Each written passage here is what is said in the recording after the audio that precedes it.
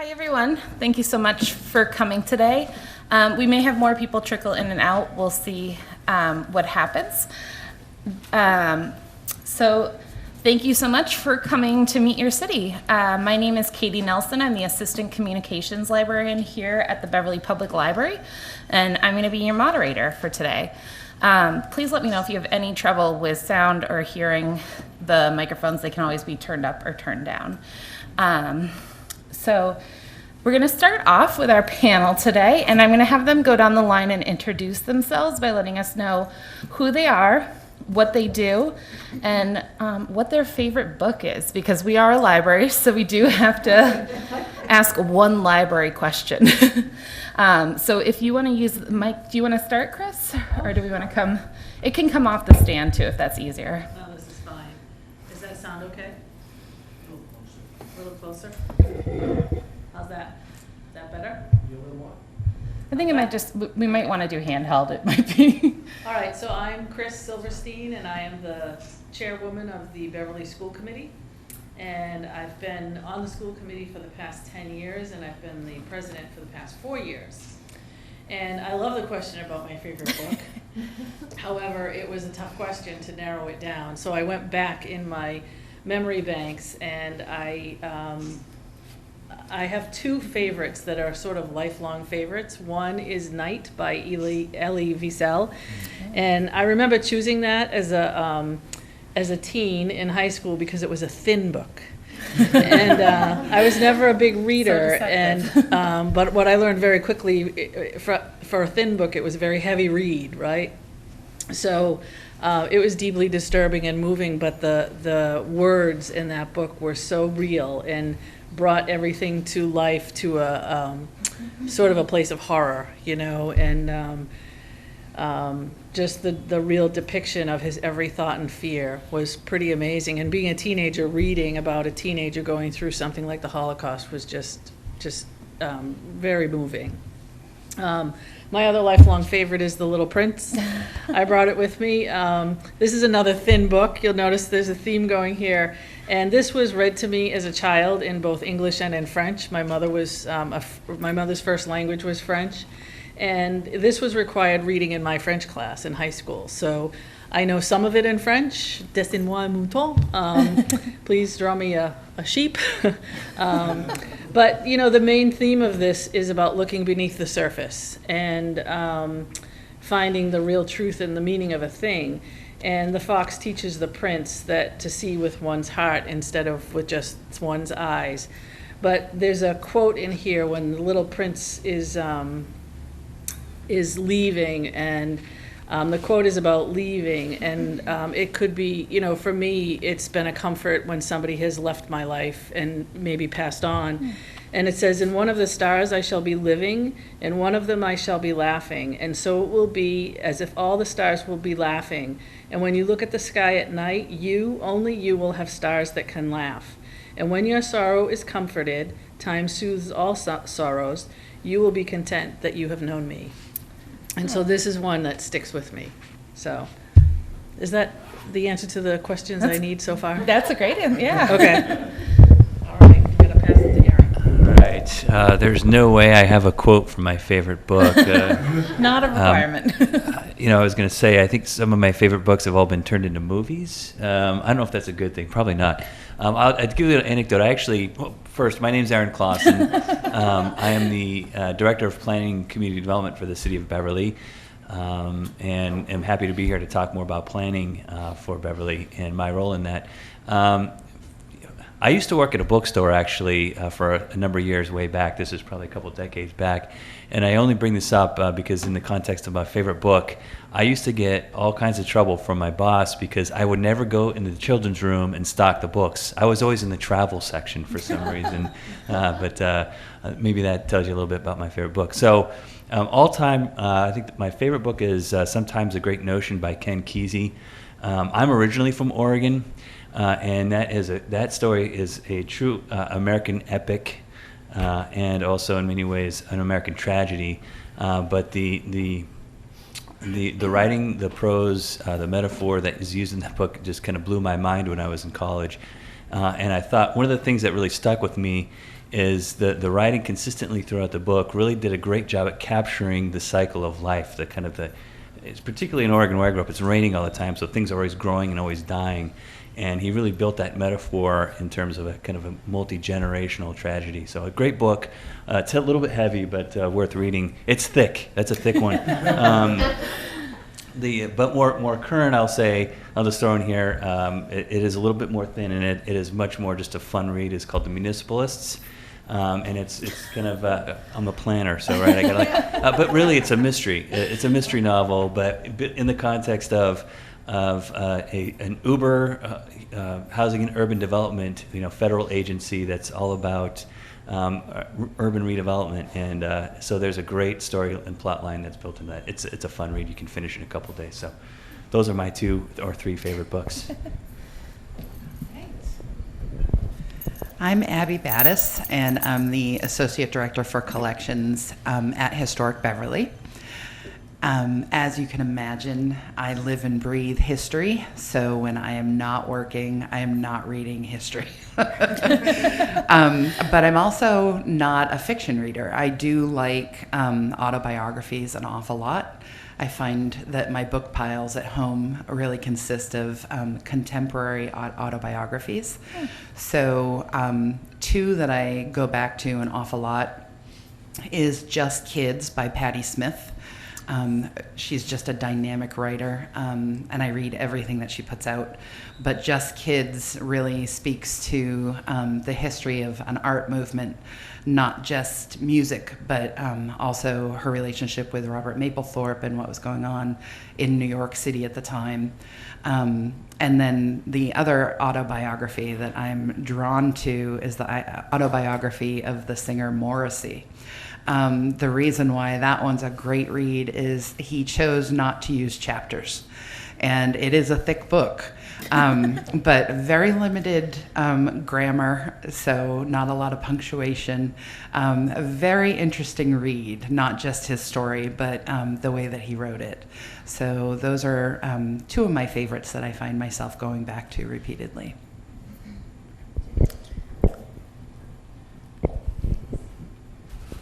Hello, my name is Katherine Barrett. I'm the Director of Grants for the City of Beverly. And one of my favorite places in the city is the library.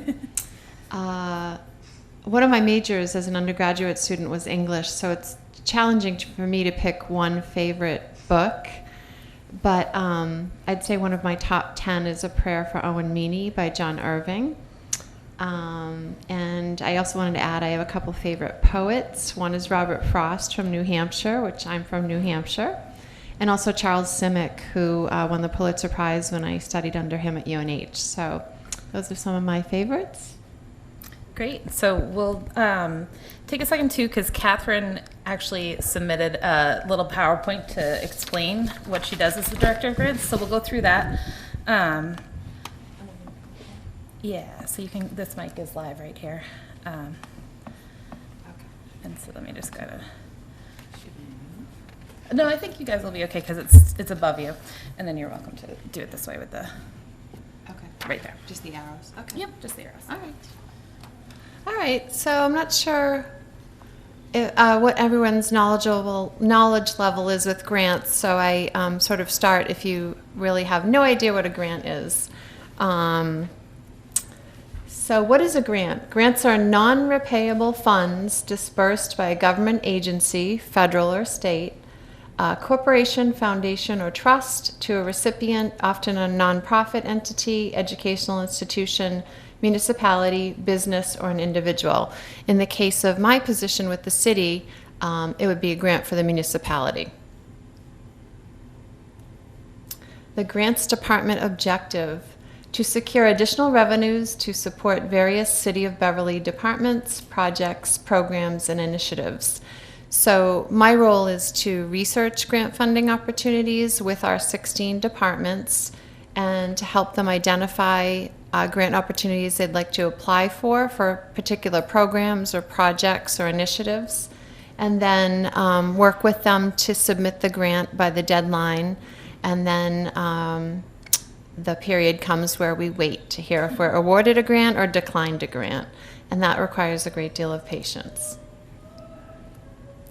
My responsibilities are researching and disseminating new funding opportunities that match our city and community priorities, providing really grant consultant services to all 16 departments, writing, preparing, editing, and just helping support our departments with any grants they'd like to write. I do work with multiple partners and stakeholders in the community, other nonprofits and organizations. And then once we are notified of a grant award, there is what they call post-grant award project management, which includes fulfillment, reporting, spending and invoice deadlines, tracking grants, basically general compliance on a grant. So you're meeting all of your responsibilities for receiving that award. And then relationship building with funders, and then publicizing our grant awards. That's one of the funnest aspects of my job, is when we do get a grant, is to publicize it and let everyone know how much money we've brought in for to have your road paved, or to have various projects throughout the city, including the library. Just a few statistics about our grants department. These are from last fiscal year. The grants office for the city of Beverly was established in 2015. Last year, we applied for 111 grants across the city. We received 96 grants. We were awarded 86% of the grants we applied for, which is really a remarkable number. Generally, in my former grants positions, we would receive between 35 and 50%. So we do very, very well as a municipality. All of our departments work really hard and have expertise in the areas that we're applying for grants, so that's very helpful. And the total grant revenue that we generated last fiscal year through grants was over $8 million. So that's a lot of money. And those grants go across all 16 departments. So it's some get more grants than others, some fewer, but the sizes of the grants range. Some notable grants that we've gotten so far this year for the city of Beverly since January 1st. The airport got over $1 million to rehabilitate the Beverly Airport runway. The Council on Aging got a grant for outreach to our senior citizens. Engineering got a grant just this week. This really hasn't been announced yet, for recycling initiatives in the city, so you're the first to hear. Our executive department, mayor's office, got a grant for an installation of electric vehicle charging stations at 3 public municipal lots. The library got a $10,000 play program grant, and they're implementing that this fall and winter, so that's exciting. Planning got a couple of grants, so really, I think one of our more sizable grants for the year, $1.4 million to dredge the Bass River, which had not been dredged in my lifetime, so a long time. And our planning department also got a $55,000 grant to restore the Beverly Powder House. Many, many, many years ago, all of the, I'm going to say gunpowder, was kept at the Powder House for safety reasons, and that building sort of was let go a little bit, and we got a grant to restore that back to its mostly original character, I believe. The police also got a couple of grants last month. One of them was for domestic violence training for 2 of our officers, and then a $1,300 grant for medication collection in the lobby. So if you have medication that you want to get rid of, you're not really supposed to be like throwing it in the garbage. You can drop it off safely in the lobby of the police station. So as you can see, we have grants across really all departments in the city, and we have staff that work on those grants with myself. Sometimes I'm the lead on the grant and I'm writing it entirely. Other times it's a team format where there's 3, 4, 5 people working on a grant. And then other times I'm more support, helping folks with a grant, proofing it, gathering documentation or finances that they need to submit the grant.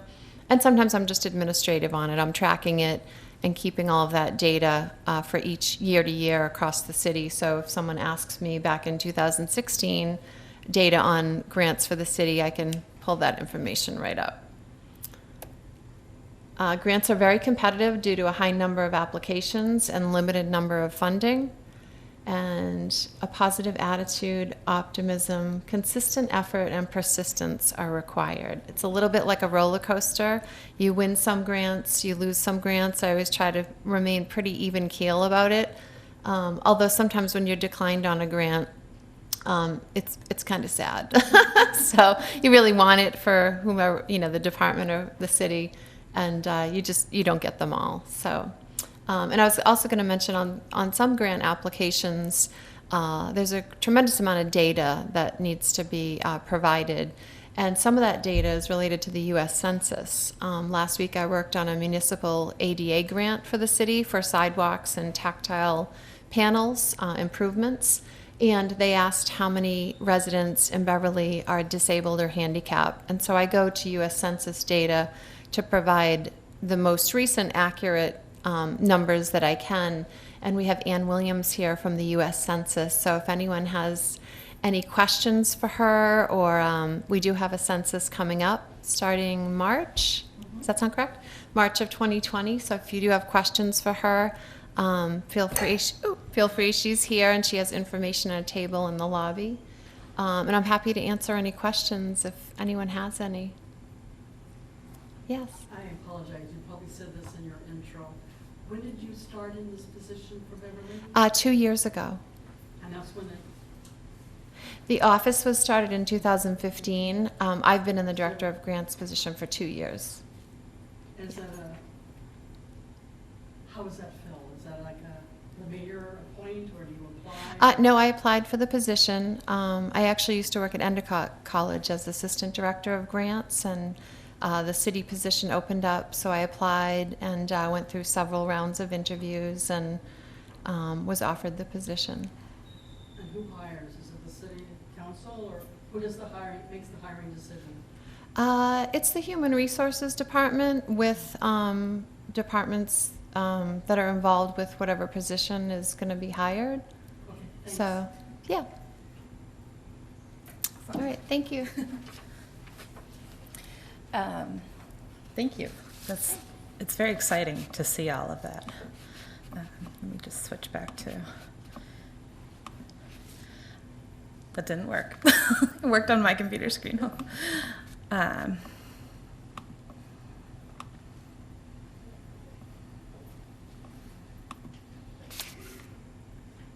No. Okay, so since Katherine did a lot of explanation about what her job is and how it works and how she became involved, you guys aren't off the hook on that either. So if you could talk about how you became involved in this position and sort of a little more detail about what you do in your position, that would be great. Lots of and interesting. So I don't know if you want to go back down and start with Abby or. Sure. Okay, so for those of you who don't know, I work for Historic Beverly, which used to be the Beverly Historical Society. We changed. I have to apologize because I wrote Beverly Historical Society on a couple things, and that was my faux pas. So I'm sorry about that. That's okay. We go by anything. But we did change our name to Historic Beverly back in June of 2016. I started in January of that year, and basically the initiative in changing our name and rebranding our whole entire organization was to become more accessible to the public. And so we changed our mission from something that was so incredibly lengthy that I can't remember to basically sharing Beverly's history with everyone. And in doing that, we identify the fact that all three of our properties, the Balch House, the Hale House, and the Cabot House, are not handicap accessible in any way, shape, or form. So we've been making a concerted effort about how to get Beverly history out there into the public. And so that's partnerships with other organizations. The same time that we changed our name, we launched an online collection, which is attached to our website at historicbeverly.net, that we kicked off with information and photographs of 30,000 objects in our collection, and it's now up to almost 60,000, and we keep adding to it. I will not see a completed database in my lifetime because there's over 1 million objects in the Historic Beverly collection. But as you can imagine, just by adding this online database that is open and free to the public is so incredibly vital, because you can access it from the comfort of your own home, and you don't have to come to the research facility at the Cabot House, which again is not handicap accessible. A large portion of my job as a collections manager is taking care of the stuff. So that does include the 3 houses, as well as all of the objects within them. I'd say 80% of the collection is stored at the Cabot House. Being a brick building, as you can imagine, that is probably the safest for a collection to be in. Our textile collection is stored over at the Hale House, because the Hale House is the only property that does actually have an environmentally controlled space for textiles. That's important. And so as a collections manager, I do take care of all of this stuff, but also being a member of a very small staff. There's only 2 full-timers, myself and Sue Goganian, the director, and then we have 4 part-timers that work with us. So I'm doing more than just the collection stuff. I have taken a major role in social media. And so we have very active Facebook and Instagram pages, as well as overseeing research that takes place.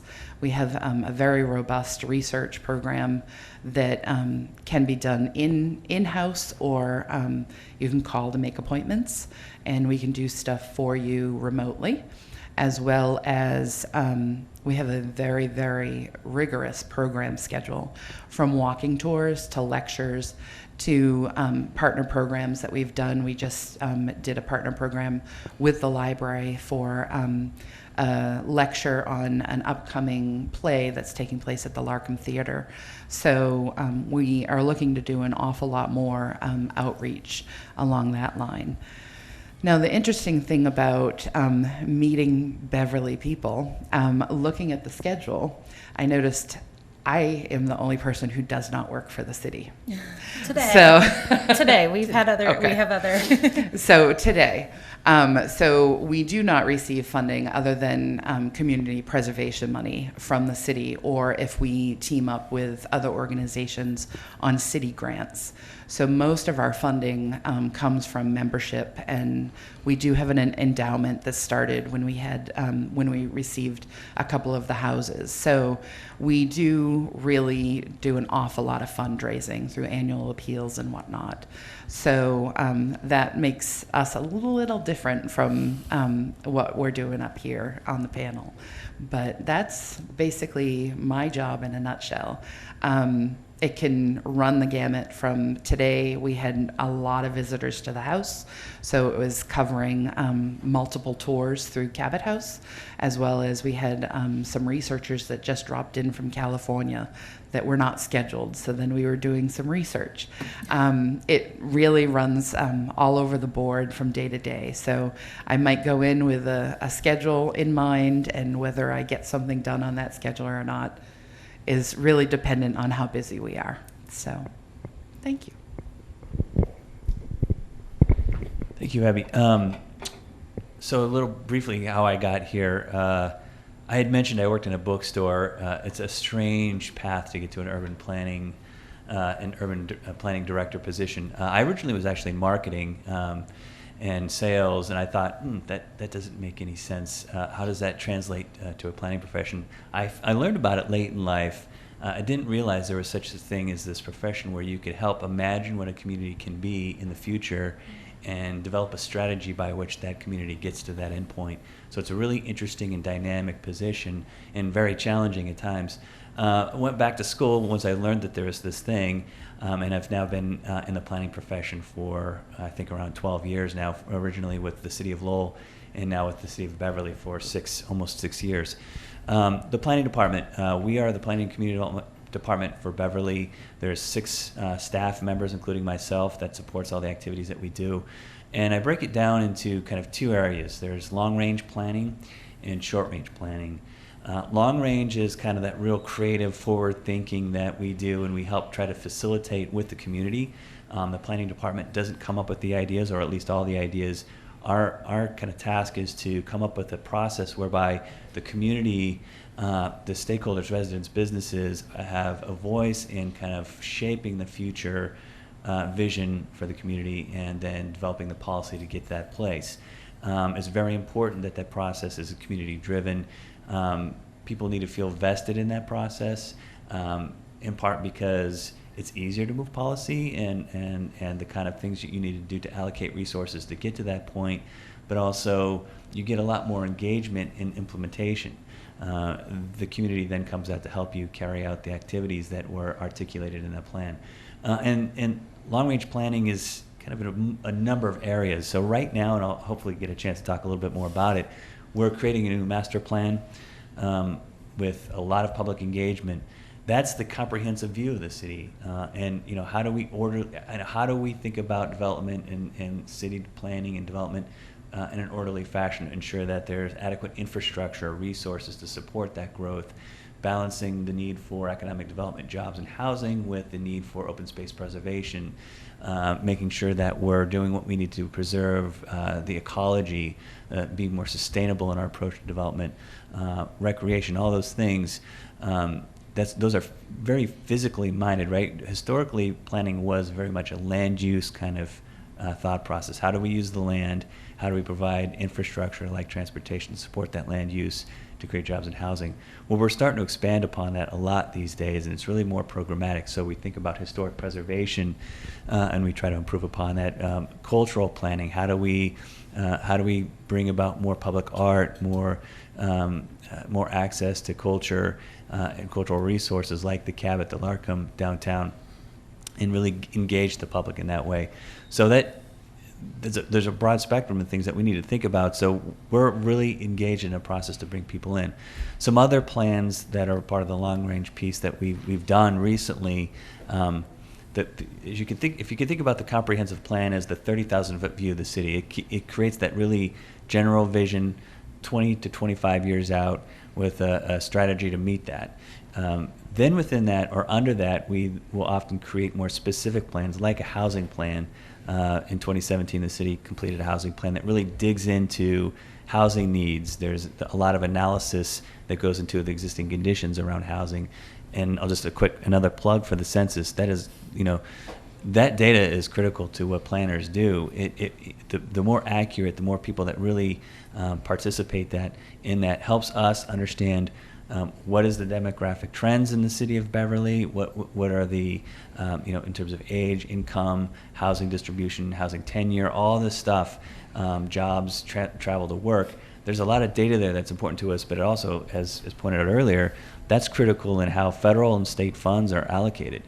So the more information, more accurate information we have the census, the better. So I'll digress from that. So we have the housing plan. That's more specific recommendations that we can follow through on. We recently completed a coastal resiliency plan looking at climate change and how that's going to affect the city out to 2030 and 2070. So we have probability maps showing what's the likelihood of certain areas being flooded in a coastal storm flowage, what's the depth of that, and then it tells us how do we think about our capital resources, sewer pump stations, transportation, roadways that could be damaged due to sea level rise, helps us plan for the future and allocate those resources as such. So that's long range planning. That's really the fun part, and we really love to have the public engaged in that process. The second piece is short-term planning. That really gets to the kind of project management piece. So there's kind of 2 sides to that as well. One is enforcement and project development, private project development. So through the Planning Board and Zoning Board of Appeals, we participate in that. The Conservation Commission. So as a development project comes through the city, we shepherd it through the local land use and zoning requirements and the permitting process so that they can get to a point where they seek a building permit and build that project. That's Planning Board. Conservation Commission is more around environmental sustainability, making sure that we're protecting our wetlands resources like wetlands, coastal banks, riparian areas, rivers, making sure that they're adequately preserved to perform their natural function for a healthy ecology. Some other things that we support, we have eight to nine boards and commissions that we professionally staff. Some others are the Open Space and Rec Committee, Parking and Traffic Commission, Design Review Board. We have now a housing trust to help support the creation of new affordable housing, and then the Community Preservation Committee, which is a great new grant program that the city facilitates to help provide funds for historic preservation, open space and rec preservation, and then affordable housing. So those are all boards and commissions that are really kind of project-based as we approach them.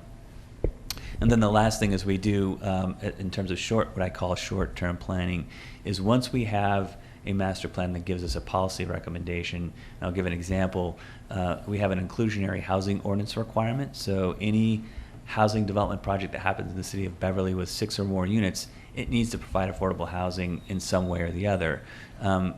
Our short-term planning process really looks at that and says, is that requirement meeting the need? Recently, we changed zoning whereby between 8 to 12% of the units in a project is affordable on-site, but we changed that so there's flexibility. Originally, it was 12% only at 80% area median income. That was doing a good job of providing affordability for a very narrow strata of households, and we knew that there was a need for a broader income stream. So we changed that to allow for an option for developers to go at 8% of the units at 60% AMI, and that we implemented, I think, 2 years ago, and that's really given us a more diverse stream of affordable units that can be available to Beverly residents. That's just an example of a short-term action that's carrying out a long-term policy. And then I think the last thing I would say is that we're trying to move into this idea of cultural tourism, and we've been working closely with a lot of our partners, including the library, including Historic Beverly, the Cabot, and finding ways how can we make the city of Beverly, how can we shine a light on the cultural institutions that we have now? We're very rich for a city of our size, but how can we then promote that beyond the borders as well as a destination? So these are just a few things that we take a look at. What I can tell you is we get our fingers in a lot. We're involved with a lot of things, so every day is a little bit different. I think I'll leave it at that and answer any questions as we get to a later point. Thanks, Aaron. So how long have I been doing this? I've been doing this since 2000. When our son came home from school with a little piece of mail in his backpack that said, the school budget is in dire condition and we want to close the McEwen School. So as a mom, the McEwen School was the smallest elementary school in the city at the time. There were 240 children there, and we loved our school. So as a mom, I thought, how on earth does a decision to close an entire school happen when parents don't know about it? So our son was in first grade that year. And so it took a little while. It took a couple of years before it actually closed. But I really wanted to know, where does that decision happen, and who gets a vote at that table? Who has a voice at that table? So as the then vice president of the PTO at McEwen, we started a watchdog group. We wanted to be at the school committee meetings. We wanted to have a voice at the school committee meetings. And so sometimes I was the only one going to every single school committee meeting. However, I stuck with it, and I learned pretty quickly that the meeting that you see on BevCam where we're at City Hall is sort of a reporting out meeting, but the real work gets done at the subcommittee level. So I found myself a place on one of the subcommittees. For people who don't know this, we have citizen volunteers at our subcommittee meetings. So I became one of those people so that I could have a voice. And what I learned pretty quickly is your voice is one thing, but your vote is even bigger than that. So when our city councilor left his position as our school committee member for Ward 3 left his position, it became open, so I ran for election. So different from everybody else on the panel, I am an elected, in an elected position. So that also means that I have a regular job the rest of my day, and I do school committee after my work hours. So anyway, we advocated hard to keep our school open. I marched at the State House. I spoke at the State House. What I learned really quickly is that Beverly was in pretty good shape, even though our superintendent at the time was talking about a $3 million cut in services for our schools. However, we were listening to communities like Springfield and Lowell and Worcester who, we're talking about not having enough chairs and desks for the children in the classroom, and there were 35 kids in each class. And then we heard, from communities like Newburyport, where they were asking for more foreign language for their first graders. And I just sat there scratching my head going, wow, we're somewhere in the middle of all that as a community. But I learned pretty quickly to have a strong voice at the State House and to develop relationships with people who could make change. So I've been on the school committee representing Ward 3 for the past 10 years, and I've been the president of the school committee for the past 4 years, which is 2 school committee terms. And the school committee president is elected by your peers. So in January, when you're sworn in, it's an open meeting and it's an open vote. So somebody says, I nominate so-and-so to be president, and then once the president is elected, then the president assigns people to subcommittees and all of that. The president has no more power than anybody else, however. I'm basically a servant of the assembly. Mostly what I do is I guide the committee's work. We do a lot of organizing of meetings. I sit with the superintendent at least twice a month to set agendas for our regular school committee meetings, and then another meeting called Committee of the Whole, which is another working group meeting. And basically, we focus on our mission, our vision, and our goals for the students and for the school district. And we focus on student achievement and helping to share some of the leadership responsibilities. So, we're all equal. There are 7 members who are all elected to be school committee members, except for the mayor. The mayor is automatically a school committee member. So in our case, he makes the 7th member of our committee so that we don't have tie votes. He does more than that. But in some communities, the mayor is also the chairperson of the school committee. So, it's a little bit different here in Beverly. So, all of our meetings are open to the public, and we love public input. We really love when people come and tell us what they are enjoying about our schools, but we don't get that too much. We get a lot of concerns, and obviously, for parents, their most important thing in their life is their child. And so if something is not going well in school, then they come to us. So we are elected each as a ward representative. So there are 6, 1 from each ward. And then, like I said, the mayor is the 7th member of our committee. And over my time on the school committee, we've done a lot. I came on board around the time that we were building or renovating the high school. Since then, we've built the new middle school and renovated all of our elementary schools. And, when I go to other school districts and I see what's going on there, I really can say that we should be proud of what Beverly has for our schools. And our school buildings are one thing, but what goes on inside of them is phenomenal. In my day when I went to school, it was like this, it was desks in a row and the teacher at the front of the classroom. We don't see that anymore. We see individualized instruction and we see project-based learning. And one of the things that I instituted as a school committee president is this task that we do every year called Learning Walks, where the school committee is invited into every level of classroom, from elementary all the way up through high school, to just come in and see what's going on in the classrooms. And sometimes people say, well, when you come in as a school committee member, everything is hunky-dory and looks beautiful. However, that's not really the case. I mean, we do see teachers struggling with students who have challenging behavior. We do see how that plays itself out in a classroom, and how students are given opportunities to learn at their own rate, and given opportunities to learn above and beyond what's being offered sometimes. And we also get to see how teachers and other students deal with issues that come up in the course of a day. What I'm most excited about in Beverly is that there's a whole lot of hands-on learning, and our superintendent over the years has worked really hard on student achievement and bringing learning to a place where it's accessible to every student. So one of the things in my real life, aside from school committee, I work in human services, and I've worked with people who have disabilities for 38 years.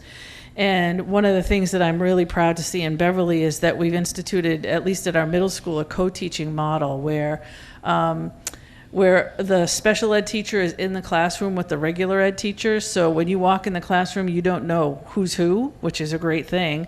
But you also have the content expert. So if a child is really good at math but has issues that need special ed support, the special ed specialist is there to support that, and the math teacher is there to teach the math skills. So that's been working out really well. And when we first proposed that, or I sort of was a champion behind it many years ago, we were told, oh, it's too expensive and we can't do it. And I'm just so happy to see it in action today.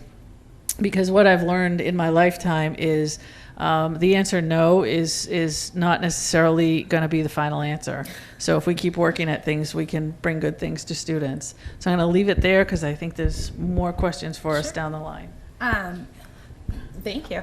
So the next question is, what is your favorite part of the job? And on the flip side of that, your least favorite part of the job? So does anyone want to start off with this one, or?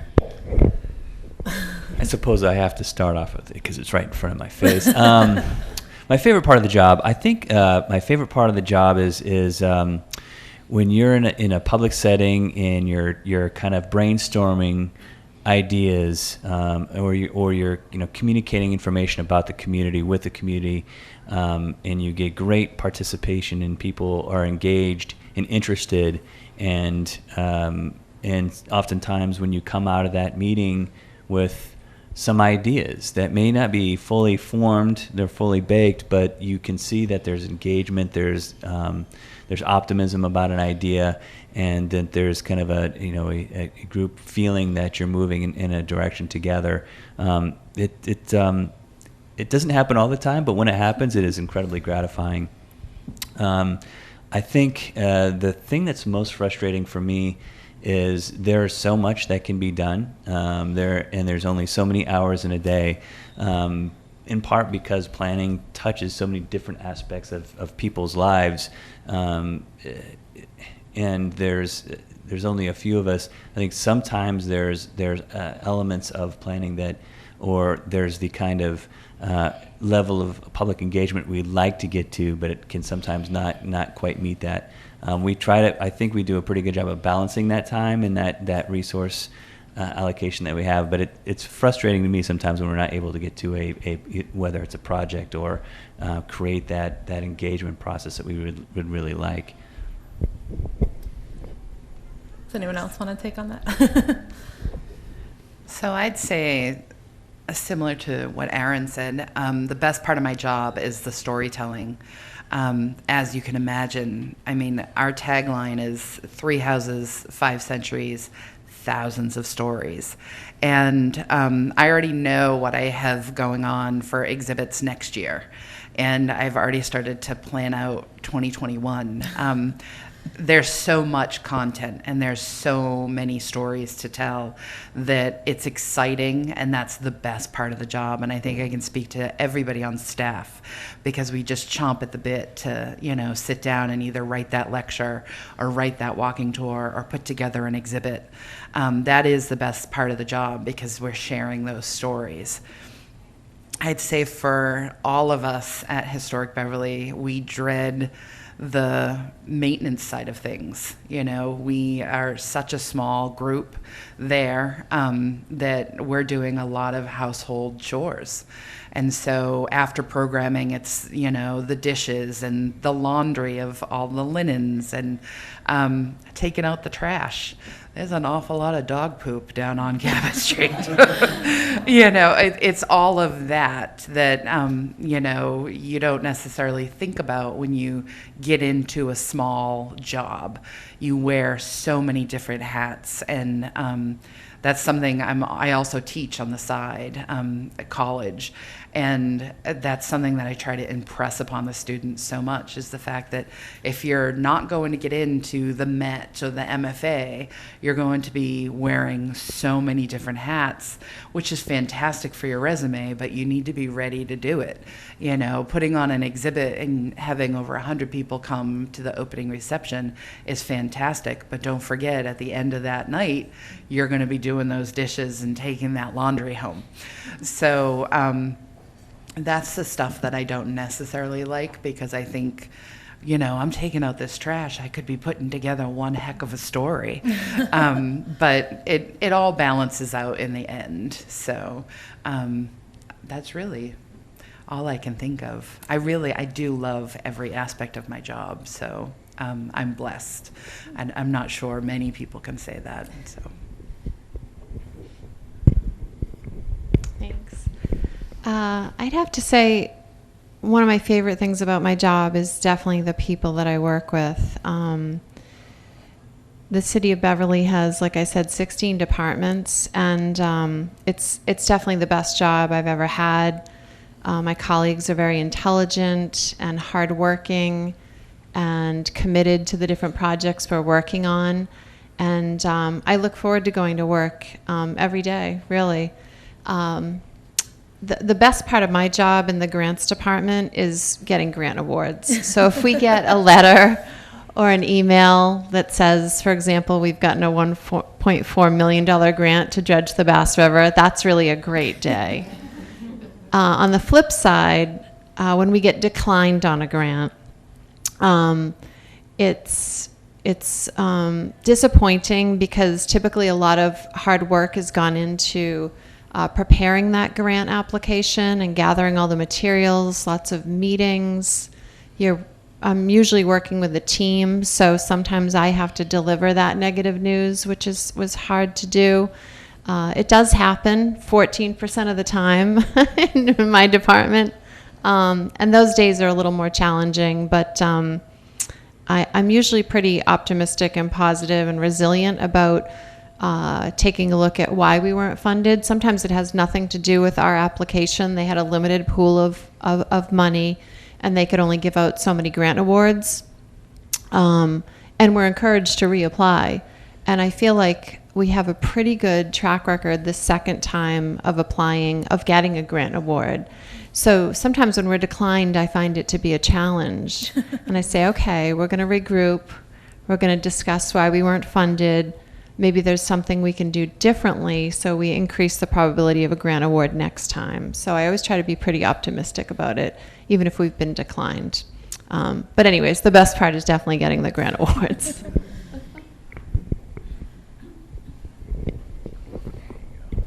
Thanks. So when I was preparing for today, I thought of a phrase that people often say to me as a school committee member. They say, "Oh, that must be a thankless job." And so when I thought about what are the things that are my favorite and the things that are my least favorite, I really thought that my least favorite list would be longer. But surprisingly, it's shorter. And I'm not sure if that's just because I'm in the twilight of my school committee time. I'll be ending in December, so I probably was more reflective on the positive. But I can tell you that the best part of this job is working with students. And when a student emails you and says, would you please come into our classroom because we're studying civics and we want to know what you do, or we have ideas for how the school district can become better, those are great conversations to have with young people, because they are the future, and they, do have strong voices and strong and wonderfully creative ideas. I also am extremely inspired by our educators. Just last week I was in the library to see this art exhibit. All the art that's on the walls today here is from our students from the high school and the middle school, and it's all related to their summer reading. So these are projects that they did based on their summer reading.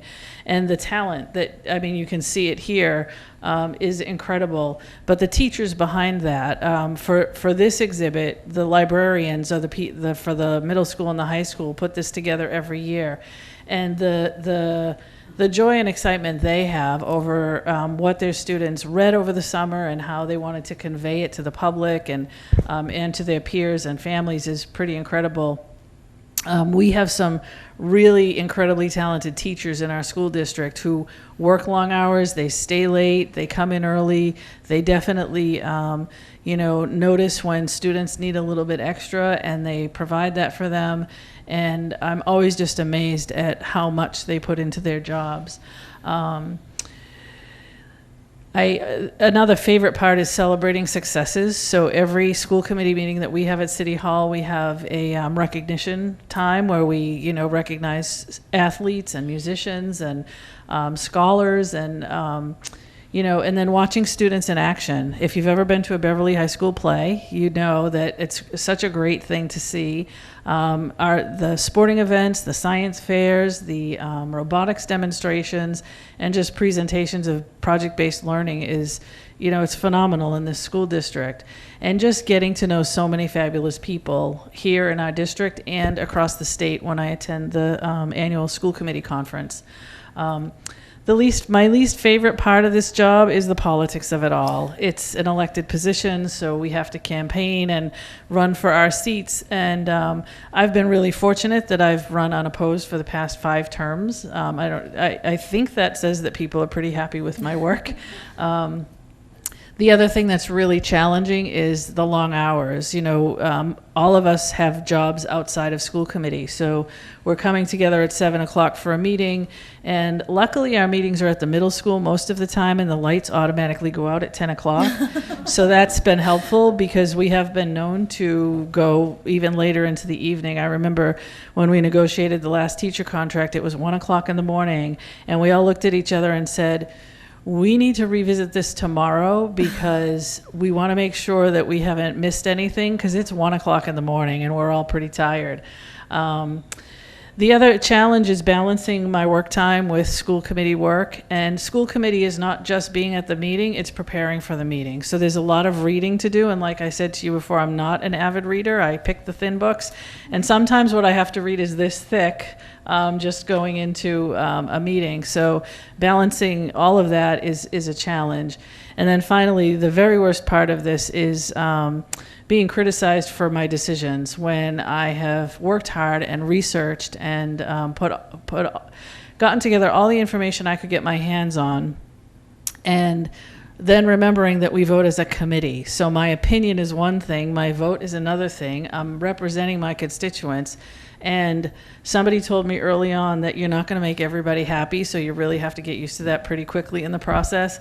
But it's hard. It's hard to be criticized for something that you've worked hard on. So, but I am sad to leave it. It'll be sad to leave in December, but it doesn't mean I'm going to stop advocating for kids in our city. So. Great, thank you.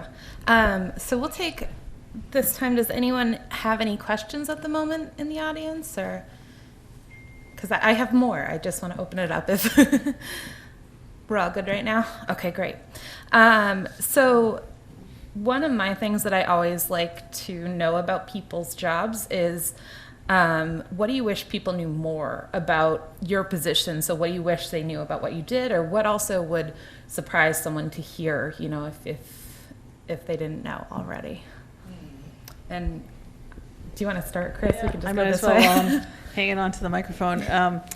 So one of the things I wish people knew more about is how we build that school budget. And I don't know if it'll be a surprise to anybody, but we build a budget based on our collective priorities as a school committee. So around about December, so our budget doesn't go into City Hall until June, but around November, December, we sit down and we talk about our priorities and what do we think that the school district needs the most. We've been really fortunate in Beverly over the past, my term on school committee, we haven't had to make any cuts, which is fabulous. The last cuts were made when we closed schools and we merged the middle school and all of that. That was not my time. That was the folks before me. But how fortunate have I been to be on a school committee where we haven't had to make some drastic cuts. So we've been able to come to the city council and say, we want this and more. Every year we've done that. And we have a mayor now who believes in education and has, not that the previous mayor didn't, he also did, but what he allows for us on our budget is more than it's ever been. He's increased it every year. So some people think that we can go to the city council with a budget that includes every single thing we could possibly ask for. And that would be wonderful, but what would happen is then the city council would say, but the city budget can't absorb all of that money. So we would have to pare it down. So we would have to go back to the drawing board. So what we usually do is we present a balanced budget to the city council in June, and in May we have a public hearing on it. So people come to the podium and they tell us what they don't like about it versus what they like about it. But it's a time for people to engage in dialogue too. So we've done things like cut our class sizes down to, 18 students in an elementary class is pretty standard for Beverly right now. Other districts don't have anything near that. And, that's something that we committed to years back. We have a kindergarten fee that is very controversial in our city, and, we cut it in half. The kindergarten fee, the sports fees, the bus fee, all of the fees that are charged in our city are a result of years back when we decided as a community to keep programming where other communities were cutting programs like sports and arts and music and so forth.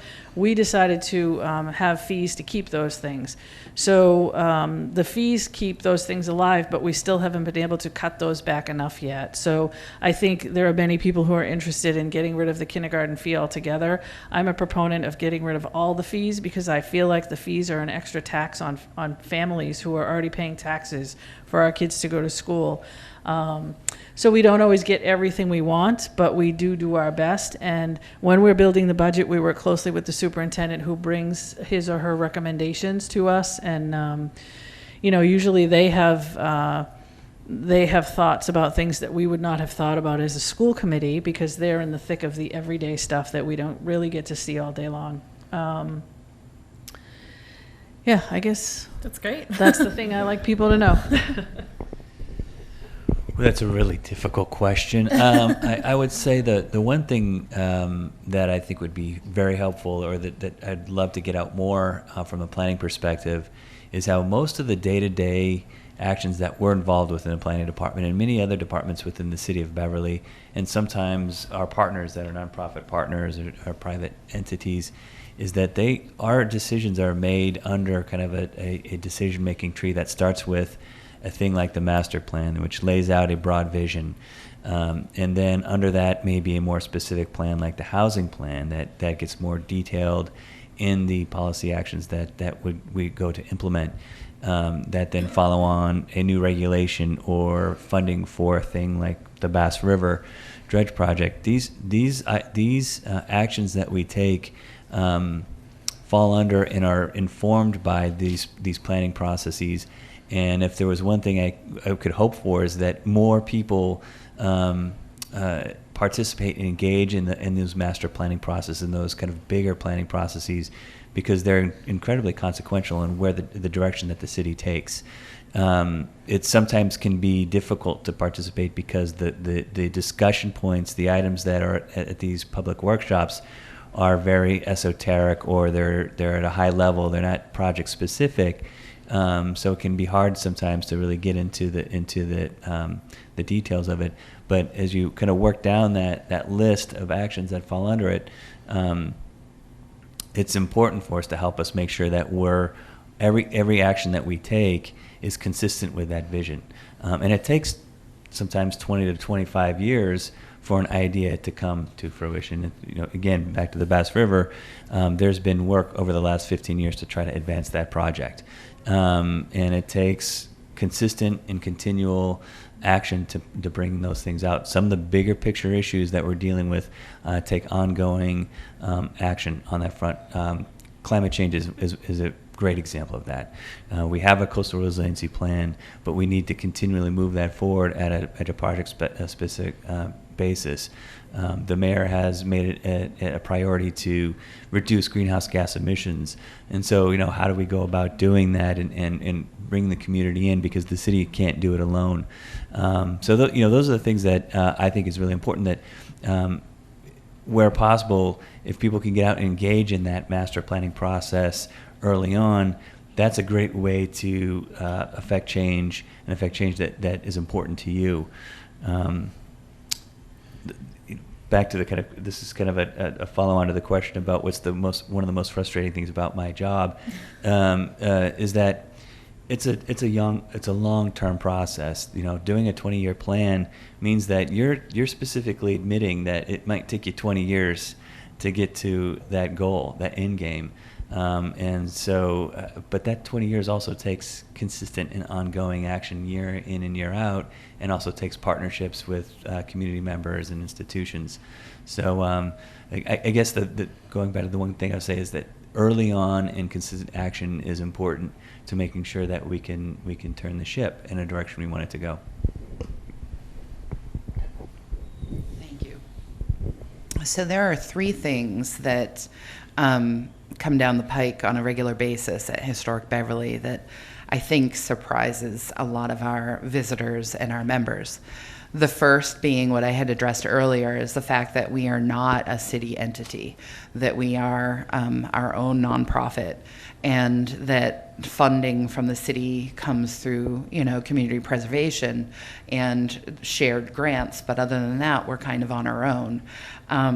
There's an expectation of some visitors that being part of the city would mean that we have everything and anything accessible for them, which leads me into another frustration with our visitors, is we don't have anything and everything that's related to Beverly. We are a collecting institution, which means that anything that we have in the million pieces that we have in our collection have been given to us or acquired by us. I find it very interesting that we are missing a very large chunk of the 1900s, specifically from about 1960 onwards. And so there are obviously very contemporary questions that are coming through us through research and whatnot, and we don't have the stuff to answer those questions. And that does get very frustrating for researchers as well as the staff, because we're left kind of trying to piece things together because we don't have the proper materials to answer those questions. That lends itself to, a plea to anybody who might be watching this. All history has been contemporary. So before you throw something out, think about what Beverly residents 100 years from now will think of what you're discarding.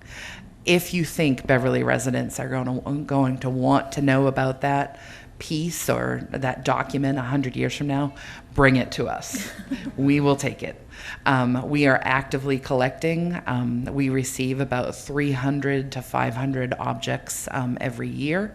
And again, they're starting to be inventoried and put into our online database. We do not have complete histories unless they come to us. So if a business closes, then I would reach out to that business and say, I would love your business history. As you can imagine, this past couple of years, we've lost a lot of long-term businesses here in the city of Beverly. So there's been an awful lot of outreach to those businesses to get their materials into our business collection. We were just honored by a donation from the First Parish Church. Their whole entire archival collection has been put on deposit at Historic Beverly. They had some great forethought over the past 2 years, thinking about, there was a period of time where a few local fires in churches happened. And being that the First Parish Church is a wooden structure, the board and the on-site historian, Charlie Wainwright, kind of panicked a bit. And they were thinking about how to best care for their documentation. And so they chose Historic Beverly as the place to deposit their entire archives collection. So for that, yes, we have a complete collection. But most of the time, there are lots and lots of holes that we actively look to fill. So I'm always looking on eBay. I'm always looking at what's taking place at auction houses to see if I can actually fill some holes in our collection.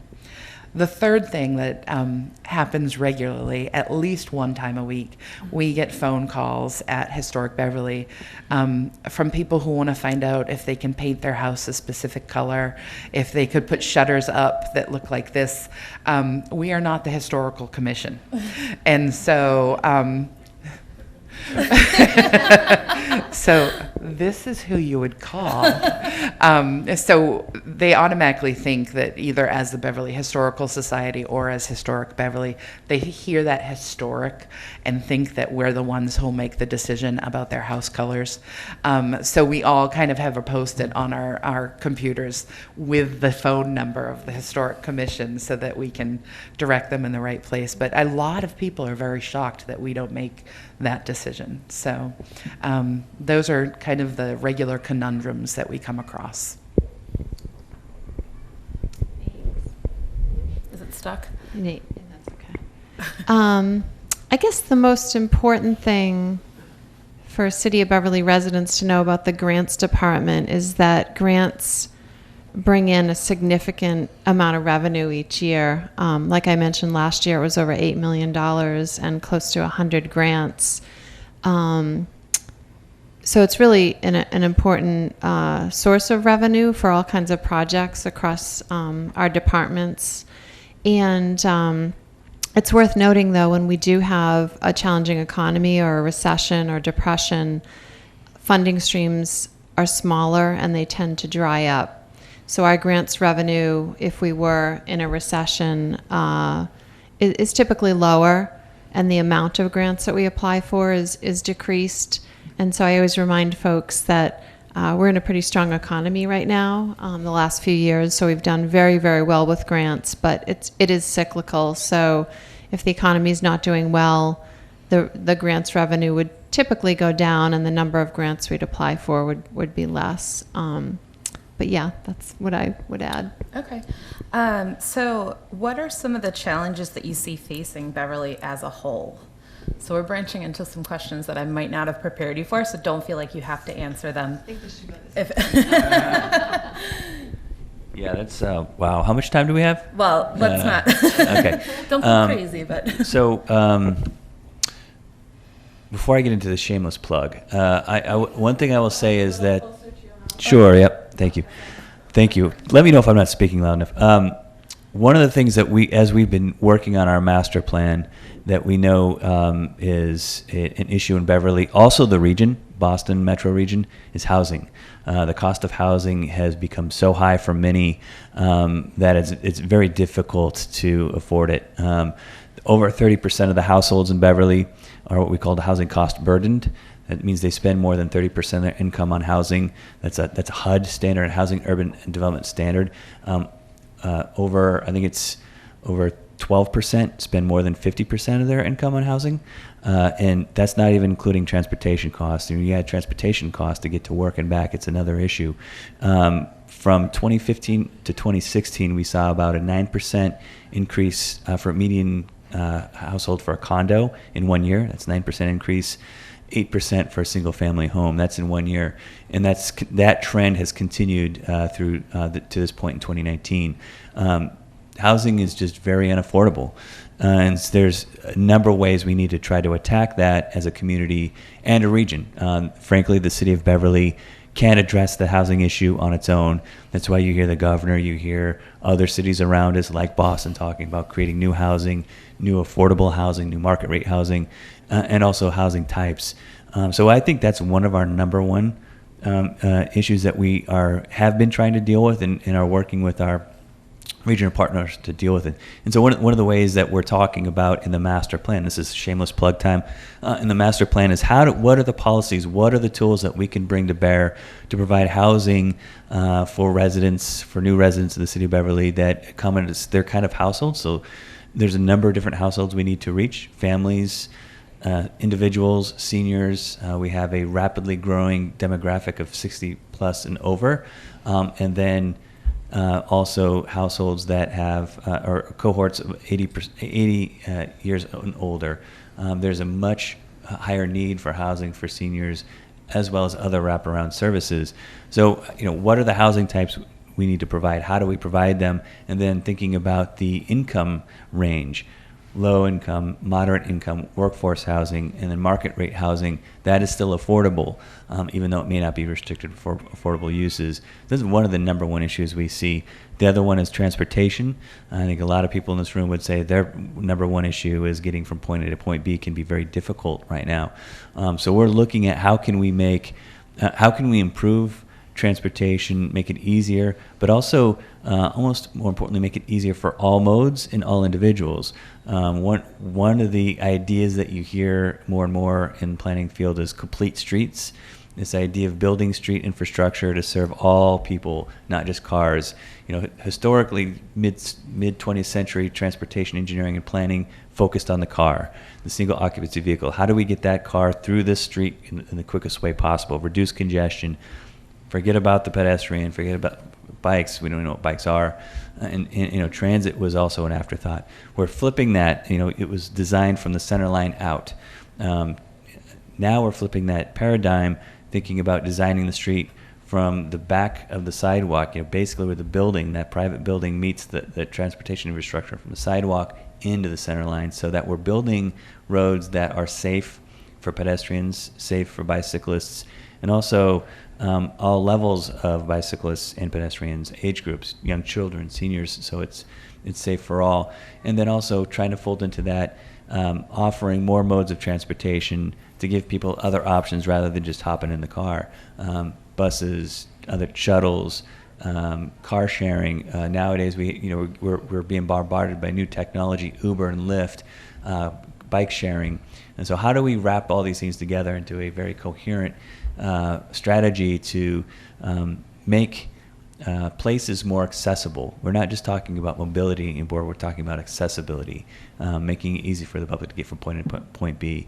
And then I think, again, we always keep in mind jobs. How can we ensure that we have a broad-based job market that offers employment for a number of skill sets and gives the opportunity for upward mobility in the city of Beverly, meaning you don't have to travel to Boston to get a job. Maybe you want to, maybe that's a good option for you, but we want to make sure that we have employment opportunities for a broad set of individuals and skill sets in Beverly. One of the things that I think is very interesting is we have a higher daytime population than a nighttime population. That means that more people commute into the city to work than commute out of the city to work. That's about 14,000 people commute out, 17,000 commute in. So we want to build on that dynamic of balancing housing and employment. And it's this economic development piece is critical to the fiscal sustainability of the city. Some of the issues that Kris pointed out about creating a budget for the school system, all the capital improvements that we've made as a community to the schools, and then also the new police station that's coming online, we're able to pay for that because we have a robust, strong, growing economy, and we're able to pay for that without an override. That's something you don't see most communities when they're building new schools or they're doing an override to make that happen. We haven't had to do that in the city of Beverly, which to me is really rather remarkable. So, shameless plug. Master plan process is still going on. We have several public meetings coming online. Next Wednesday is our next one. It will be our 5th neighborhood meeting. It's going to be Ward 3, the Ward 3 civic meeting. That's going to be at the middle school. Although it's a neighborhood meeting, people are invited to come to whichever meeting they'd like to. We have 2 more after that. I think Cove, and then I think Centerville will have a meeting coming up. And then is there an online list anywhere, or where can they find it? Oh, did I jump your next? No, it's almost like I asked you to ask me that question. We planned this. Yes, there's a master plan webpage. It's plan.beverlyma.gov. I would just Google Plan Beverly. There you can find a list of all the neighborhood meetings that are upcoming. We have a public workshop coming December 5th. That's going to be kind of a citywide meeting. It'll be the 3rd of 4. On that webpage, you'll also see past presentations that were made during workshops 1 and 2 to give you a little background. We also had a survey that has closed. We had over 650 responses, which is really good for us. So some of that data analysis is up there and available. And you can sign up for information and updates so that you get an email anytime we add more information to the webpage or a new meeting. We have open right now a second survey. It's really a mapping exercise that is consistent with some of the neighborhood meeting work we've been doing, basically asking you to comment, and provide information that is place-based. You can put a little pin on a map and say, I'd like to see this here, I'd like to see that there. And that's all part of the data that we pull in that public engagement and can aggregate. And what's really interesting thus far is we're starting to see some very clear themes in terms of place and the kind of development, the kind of open space preservation, historic preservation people would like to see, and some really great granular information with just, I need this fire hydrant moved over 5 feet, something like that. So anyway, go to the webpage. There's a lot of great information there, and I encourage you to engage because, like I said earlier, that's the best place to help affect change at a high level that can play out over the next 20 years. I have a question. You said in terms of commuters in and out, did I get this right? 14,000 commute into Beverly and 14 out, 17. Yeah, that's right. That's right. What's the population of Beverly? It's just over 40,000 people. Yeah. So that just to so everyone can hear, and also for BevCam, she was just clarifying the number of commuters in and out, and then also comparing that to the population of Beverly. So. Yeah. Yeah, the population of Beverly has remained pretty consistent since the 70s. It was about 39,000 in 1970, thereabouts. And like I said, the American Community Survey for 2017, this is a census survey. I think we were just over 40,000.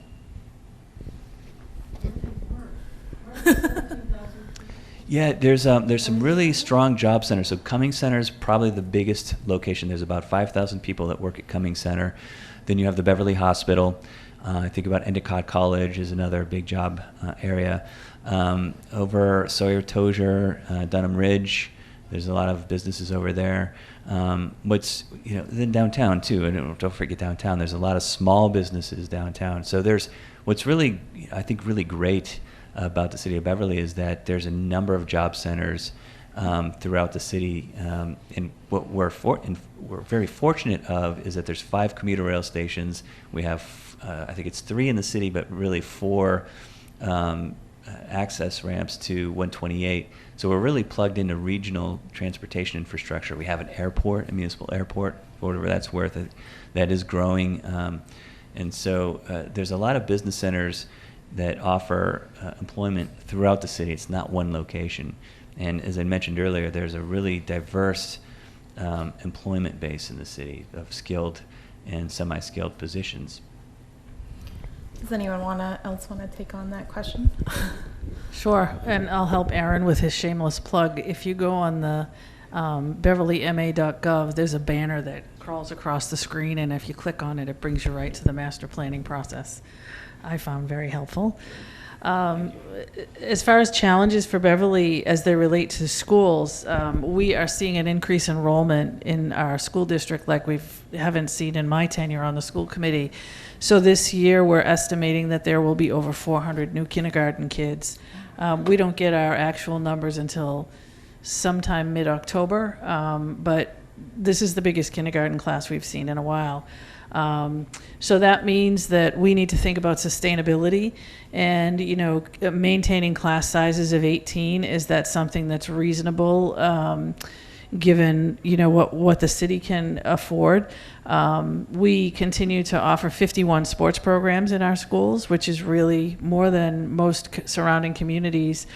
We have fabulous music and arts programs. My hope is that we can maintain those and continue with those. And there are a lot of things that we'd love to see. We'd love to see no fees. I would love to see foreign language at lower grades. But also with the increased enrollment comes more students on the road, either coming by car to school or walking and taking their bicycles. And so this is my shameless plug to anybody who is listening out there. Please try not to be a distracted driver in the morning and around,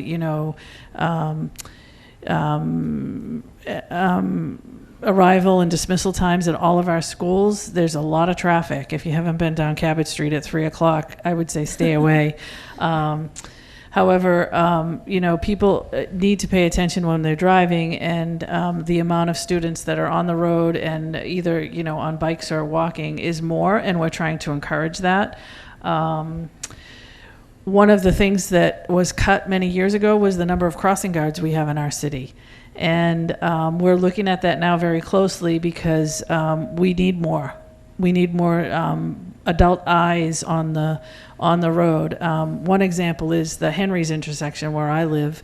There was never a crossing guard there. I know, I close Never my a eyes and say my prayers going through that intersection every single day of my life. But there was never a crossing guard there. And now that we have the middle school online, there are so many more students who are crossing there. And, at first the thinking was, well, there's a light there and you can press the light. Well, I know from standing at that corner for the past few weeks, waving and holding signs, the cycle is very long. So students tend to not want to wait for that whole cycle to go through before they cross. So having a crossing guard there has been invaluable. So I do thank the school district for making sure that happened this year. The other thing that we struggle with is bus drivers. I don't know if many people know this, but one of the things that was also cut many years ago was full-time bus driving jobs. And so many of the bus drivers work part-time. So it's really hard to find a bus driver who can work part-time and take no benefits. And so it's one of those things that has not been recuperated through living in better financial times. So we struggle with that every year with, how are we going to maintain the bus routes? And we would love to see, more students walking and taking the bus versus every single mom van coming through. I shouldn't say it that way, but that's what I did, but we tend not to carpool because a lot of working parents drop off their kid and then they have to go off to work, and it's just a matter of necessity. So those are some of the challenges we face as a school district. I'm sure there are many more, but I could go on, but I'll let someone else have a bite at that apple. Do you guys have anything you want to add, or do you don't have to? So does anyone have any questions before I go on? Okay, great. So I guess let's go more happy and excited. If budget was no option, what would be the first change you would make for Beverly, or for historic Beverly? If budget was no option? No option. Wow. First change you would do. I'm going to have to think about that for a second. Okay, then I'll jump in. Yeah. So I would make all 3 of our properties HVAC'd and environmentally controlled, as well as ADA accessible. so that everybody can come in, I can appropriately care for the stuff, and that it would just be a nice, happy environment. I don't know if any of you have been into the Cabot House during the summer, but it is brutal. And then during the winter, it's equally as brutal because it's a 1700s house, and so it is tough to take care of. So if money was no object, that would be my goal for all three properties. Okay. Let's see. I think one of them that's been on the list of to-dos for a while that is a big project is this idea of updating the interchange at exit 18. This is Brimble Ave Phase 2. And this is the idea of bringing an access ramp over the highway that better connects Brimble along Otis Road and creates a lot more capacity, dealing with existing traffic, but also improving the infrastructure so that, again, you can have bikes and pedestrians more accommodated. That's like a $35 million project.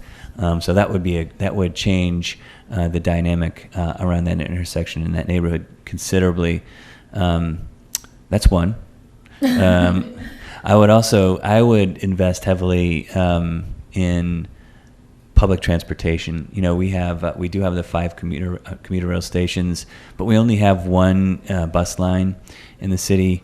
I'd love to see us have a greater access to either fixed route buses or on-demand shuttles, which is something that is becoming a little bit more available because of technology. It's a pretty big ticket, though. But I think for me, it has a lot to do with infrastructure and ensuring that we have a broad set of options for transportation. Really? I know, it's a hard one to No, just pick one thing. Well, to pick one thing is hard. If I'm going to focus on students and student achievement and success in school, I would say more social emotional support as a general statement. But what I mean by that is more sort of wraparound services for students where we could have better outreach to families, where everything would be free. So there wouldn't be a charge to use a laptop at the high school. We wouldn't have to charge for busing, transportation. It would be lovely if we could offer free breakfast and lunch at our schools. We have, a lot of students who come to school hungry every day, and if they qualify for free breakfast and lunch, that's wonderful. If they don't qualify, it's a struggle.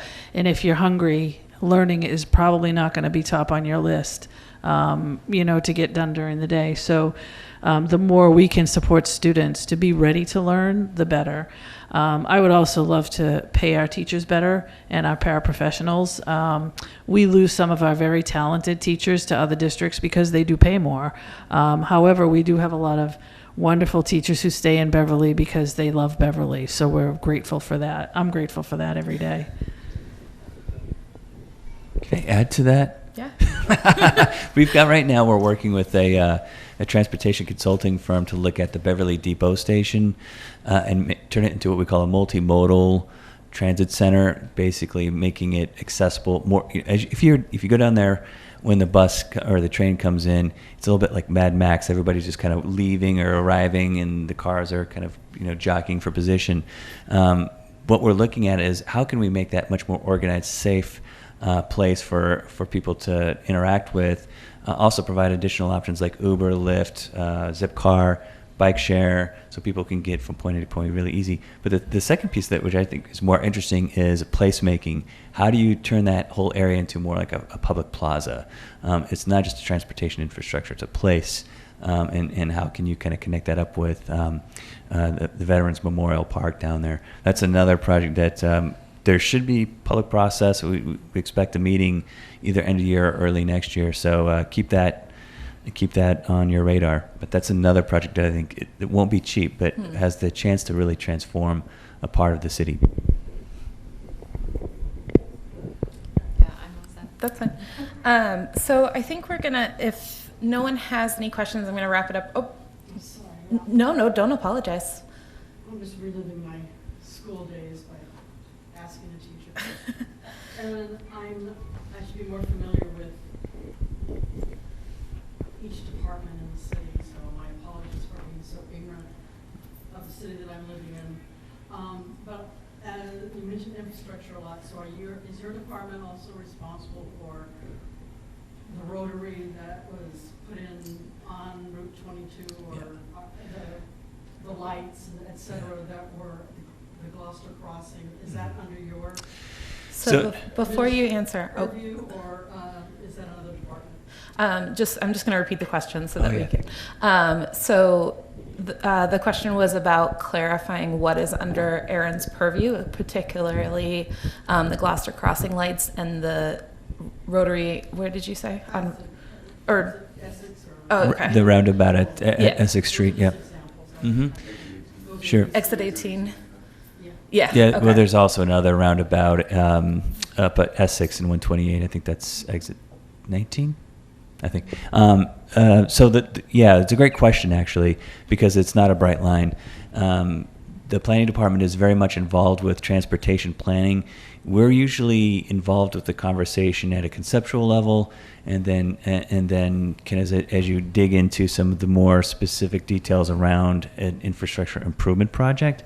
But DPS, the Department of Public Services, oftentimes is more directly related to infrastructure enhancements and those sorts of projects. So, as an example, the Gloucester Crossing intersection was part of what's called a TIP project. It's Transportation Improvement Program, TIP. That's how transportation dollars from the federal government are basically funneled to communities. Each metropolitan area is called the Metropolitan Planning Organization, so Boston Metro, of which we're a part of. The MPO is tasked with programming federal dollars every year for improvement in transportation.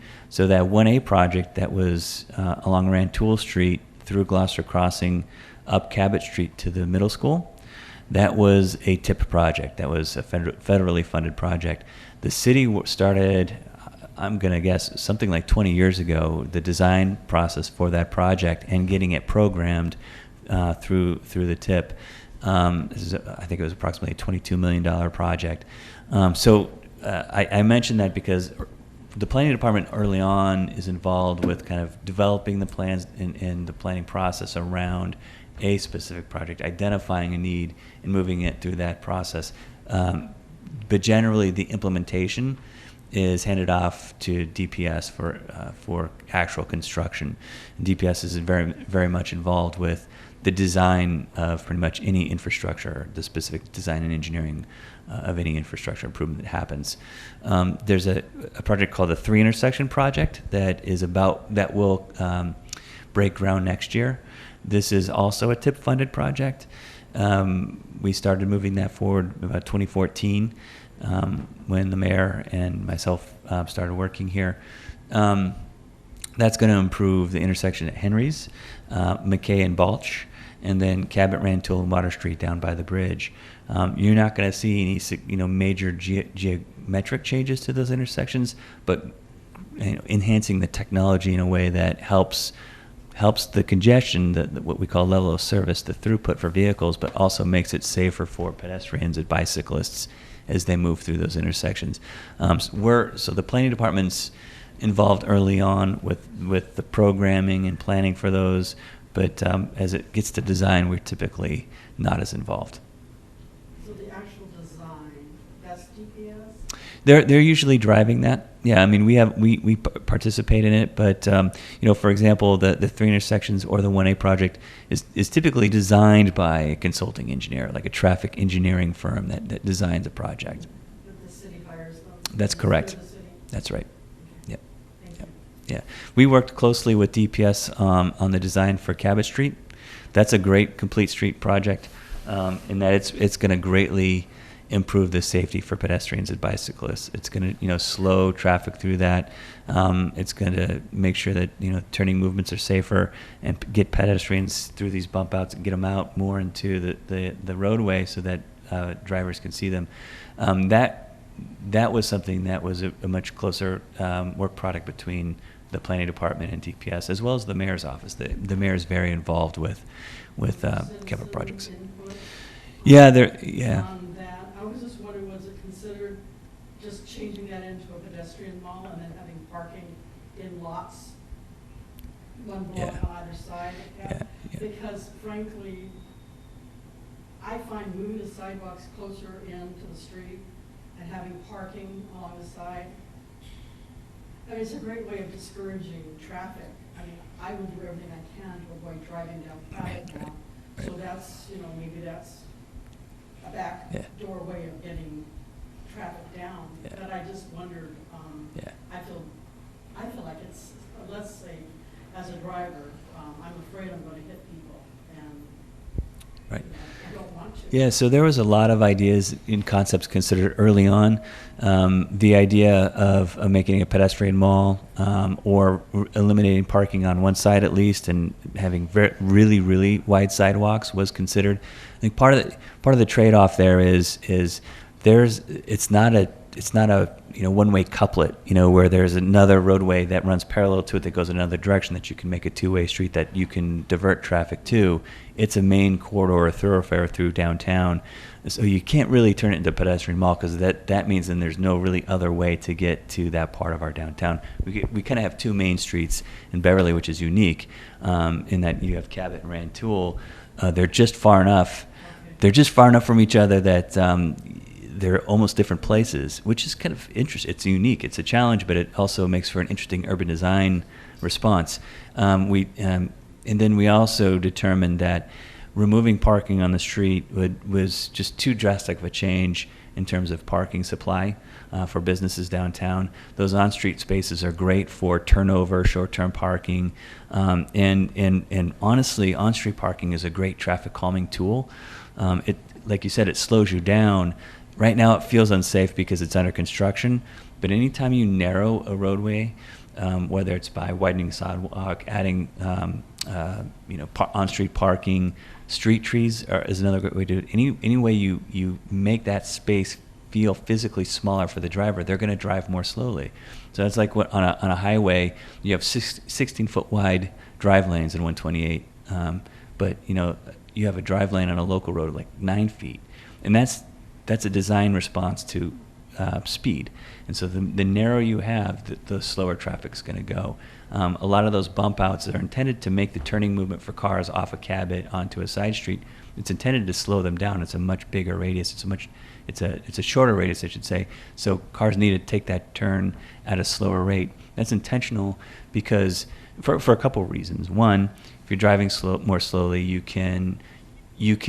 have the ability to view and see pedestrians or bicyclists more readily. But also, if you happen to have an accident and hit a pedestrian's more likely to live in the case the car's going 15 miles per hour than they're going 25 miles per hour. So there's a lot of benefit to slowing traffic. The other thing that we look at is the bump outs as a way to not just slow traffic, but give a refuge for pedestrians as they look to cross the street. They can actually get out in front of where a parked car is, and they're more visible to cars as they're driving up and down the road. So we take all these trade-offs into consideration. We looked really closely for a long time if we could provide a bike lane on Cabot Street. We're trying to provide more bicycle facilities. Just unfortunately, Cabot Street, it's a classic New England thoroughfare that is variable in width, is winding, and there's only a few places along the stretch that are wide enough for bike lanes as well. And you don't want one block bike lane, one block no bike lane. So we looked at a lot of different scenarios. There was a couple public meetings to kind of unveil and get feedback on the design, and we try to do that so it's not a surprise. But we're always looking for ways to get the word out in a more effective manner. Great question, though. Has there ever been any statistical analysis done on the specific value of the bump outs? I'm thinking in particular of the corners of Dane and Lothrop Street, because I live one house removed from that at the Day Street Beach little pocket lot, and there's never a week that goes by that there isn't a major crash at that site, and police and fire, racing down there. Either if it's not a car, it's a bicycle. And when I come down Dane Street in order to make the right-hand turn onto Lothrop, I just say a very brief prayer that there's not another car coming at any greater speed. I know they designed them, initially the phrase was a calming effect, with cars traveling down Lothrop Street. I know it's different from Cabot because it has a raceway thoroughfare effect because it's straight all the way down. But I didn't know whether or not there were any statistics that showed the numbers of accidents at that intersection versus once having replaced the bump outs. Yeah, there's So, I'm sorry, I'm just going to repeat the question real quick. No, it's just for BevCam, if you're not on the mics, they can't hear it over there. So just a real quick question. The question was about the statistical, if there are any statistics on accidents and the safety at the corner of Lothrop and Dean Street, and if there had been anything done on that. Yeah, it's another great question. So as far as an analysis that looks specifically at bump outs in the city of Beverly, there hasn't been. There are crash rate analyses that take place. The MassDOT has a database of crashes in communities. They have, intersections that what they call high crash rate clusters, meaning there's a lot of crash rates in a series of intersections that they try to monitor, and it helps again for capital planning. Where is there a need for investment in our infrastructure to make it safer? Lothrop Street doesn't show up on any of those databases in terms of high levels of crash rates. There was one where Broadway and Cabot intersected with Bow, but that was I think about 5 or 6 years ago where it kind of hit that range. So there is that sort of analysis. We look at that as part of the existing conditions analysis of a master plan when we look at specific development plans, but we haven't looked at how effective a bump out is in terms of infrastructure for the city of Beverly. Nationally, there's been a lot of analysis around street infrastructure and how they should be designed to reduce crashes and make them safer for pedestrians. And generally speaking, bump outs are viewed to be an improvement. Any other questions? This is for Abby. Is historic Beverly considered, would it fall under like museums and institutions? So the question is, does historic Beverly fall under museums or institutions? It would be considered a museum. We are a collecting institution, and so the word museum is basically defined by what it collects, and that we're a nonprofit. And so we consider ourselves a museum, as well as we are very encyclopedic about what we have in our collection. And so, again, that lends itself to a museum. We'd consider ourselves a history museum. So. And the funding, do you get anything from the state or, Mass Council of? So I do an awful lot of the grant writing, along with our director. And so last year we received something from the Beverly Cultural Council. And that's under the Mass Cultural Council that hands out the money to each city and town. We also have applied through a bunch of other state grants as well as federal grants. So we are constantly looking for ways to fund projects as well as programs. So, good question. Anybody else? Okay. Sorry, Kris. It's okay. So we're going to do just one question and one last question to kind of wrap it up, and it doesn't have to be a long answer because it's getting late in the afternoon. So what are you most excited about for the future of Beverly, or historic Beverly in this case, maybe the past of Beverly? So for historic Beverly, I'm excited about everything we have coming down the pike. We are actually talking about expanding the Cabot House, so keep your eye out for that. We're going through the feasibility stage at the moment, but to have a fully expanded building that would have an absolutely gorgeous ADA compliant space for research would be absolutely wonderful with an elevator. So I'm excited about what's coming down the pike for the organization. As for Beverly, I think the way that Beverly is looking at arts and culture is really dynamic, and I can see a lot of partnerships coming together, and we are doing an awful lot of work together to make downtown Beverly and the areas very dynamic. And it's exciting to hear about cultural tourism and knowing that we'll be a keystone in that plan. So that's really exciting for us.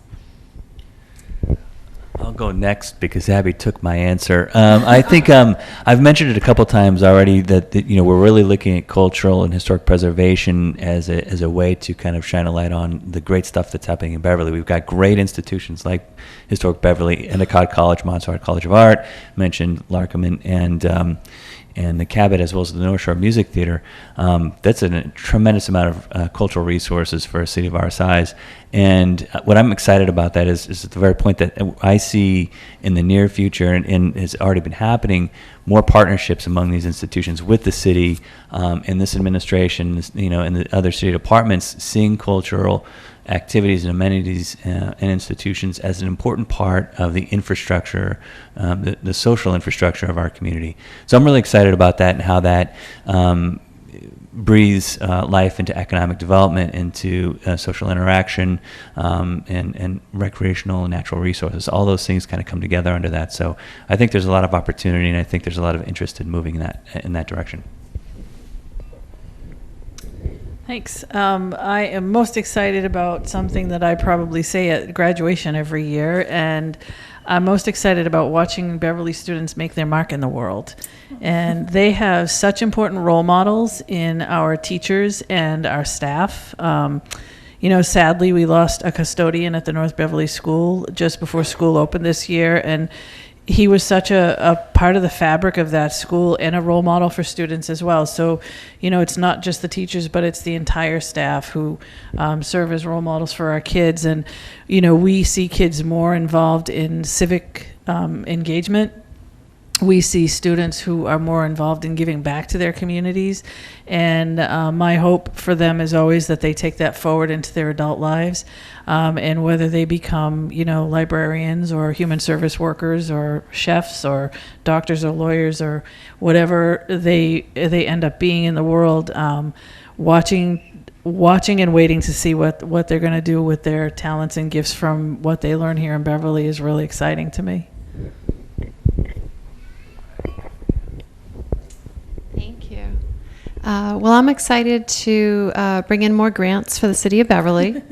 And in particular, as Aaron mentioned, the Cabot Street project was a $400,000 Complete Streets grant. So I'm eager to see that project completed. I think it's going to be a significant improvement, and with the tree planting and things they're doing, it's going to look great. And then I'm eager to start the other infrastructure projects in 2020. The 3 intersections that Aaron mentioned, I think, will also be a great improvement. So, but yeah, I'm most excited to bring in more grants for the city. Thank you. So I just want to say thank you guys so much for coming. And I also want to give a big thank you to our 4 panelists today. I have a lot to think about now. There was a lot of information, and it was really interesting. Just as a little plug for the future, we have 2 more Meet Your City programs coming up. One on Wednesday, October 16th at 3. And that's Rachel Abel from the school committee. Is it Abel or Abel? Abel, I apologize. Rachel Abel from the school committee. Julie Flowers, city councilor. John Frady, city councilor, and Jen Wallace from Beverly Main Streets.